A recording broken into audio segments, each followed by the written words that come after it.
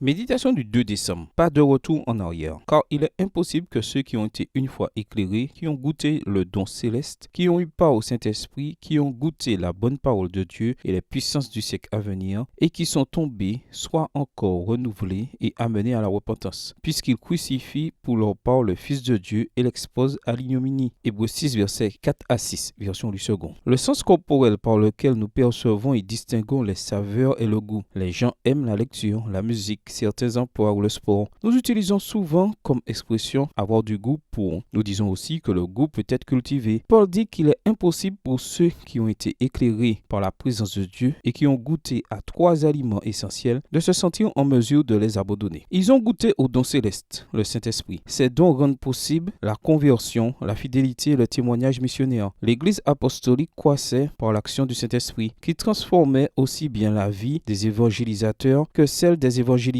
Voir acte 2. Ils ont goûté à la bonne parole de Dieu. Ils avaient entendu la parole apostolique, admis sa bonté qui transforme et remplit d'espoir. Ils ont été les témoins de la bonne et puissante parole divine. Ils ont goûté aux puissances du siècle à venir. Pour eux, l'histoire était divisée en deux, le siècle présent, mauvais, et celui à venir, c'est-à-dire l'accomplissement de la promesse messianique, le royaume de la grâce ici et le royaume de la gloire dans l'éternité. Les puissances du siècle à venir sont les puissances de celui qui est apparu afin de détruire les œuvres du diable. 1 Jean 3, verset 8. Celui qui a goûté au don céleste de la bonne parole de Dieu goûte aux puissances du siècle à venir, aujourd'hui comme vainqueur du péché et bientôt avec la vie éternelle. Hébreux 6, verset 6 parle de ceux qui sont tombés. Cette expression utilisée une seule fois signifie succomber, apostasier et infidélité. Il n'est pas possible qu'après avoir goûté et expérimenté, nous fassions marche arrière. Pour les chrétiens hébreux, leur retour en arrière signifiait un retour au judaïsme. L'avertissement affectueux dit qu'il est impossible d'obtenir le salut en suivant notre chemin. Étant donné qu'il ne passe pas par le calvaire et que, par conséquent, il nous conduit à la mort, le seul chemin conduisant au ciel passe par la croix. Ne prenons pas un chemin parallèle, proche ou opposé. Si vous y avez déjà goûté, continuez. Si vous ne l'avez jamais essayé, faites-le parce que c'est la seule chose qui puisse préserver et perpétuer votre vie. Ne sous-estimez pas l'antidote efficace et suffisant contre le virus du péché. L'ennemi a hâte de détruire, Jésus a hâte de sauver. Bonne journée à vous et que le Seigneur vous bénisse.